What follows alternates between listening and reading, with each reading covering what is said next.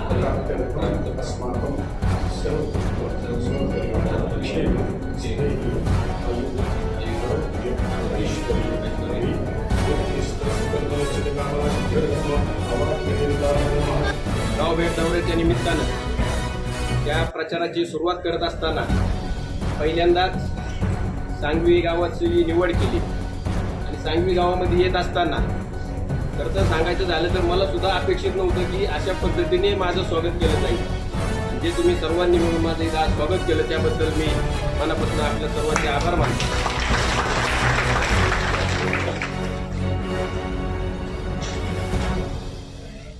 त्या निवडणुकांमध्ये पंचायत समितीसाठी इच्छुक उमेदवार झालो आणि राजकीय क्षेत्रामध्ये पाऊल टाकायचं ठरवलं. त्यावेळी मनामध्ये कायमस्वरूपी म्हणजे असं एकच विचार येत होता की आपण समाजासाठी काय करू शकतो. तर राजकीय क्षेत्रात आल्याच्या नंतरून आपल्या फोनला जे वजन येतं त्याच्यावरती जी कामं होतात त्याच्यासाठी म्हणजे इच्छा नसताना सुद्धा आपले सेवा करण्यासाठी मला इथं यावं लागलं. खरं तर आता नवनाथनी सांगताना चिठ्ठी लिहून आणली होती. तो तर आधीपासून बोलायला शिकलेला आहे. माझं मी तर आता नवीन शिकलो. मला माहिती असतं मी सुद्धा 2 पानं लिहून आणले. तर त्याला जेवढे मुद्दे काय आठवतील त्याच्यावरती बोलतो.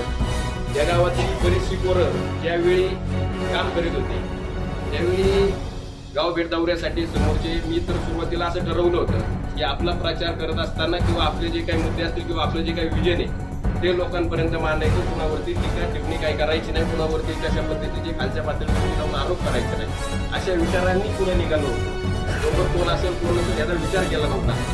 पण खरं तर आजच विष्णू महाराजांच्या साक्षीने सांगतो की इथून पुढच्या काळामध्ये जो काही प्रचार आपण करणार आहे त्या प्रचारामध्ये सुद्धा आपण कधीच कुणाच्यावरतीही टीका करणार नाही. पण आज जाणून बुजून मला सारखंच म्हणजे बोलण्यात येत होतं की ह्या गावामध्ये आल्याच्या नंतरच त्या महिला भगिनींना सांगण्यात आलं होतं की तो गुंड आहे म्हणून. तर मला सांगायचं गुंड गुणाला म्हणतात की त्याच्यावरती कमीत कमी गुन्हे तरी दाखल पाहिजे, गंभीर स्वरूपाचे गुन्हे दाखल पाहिजे.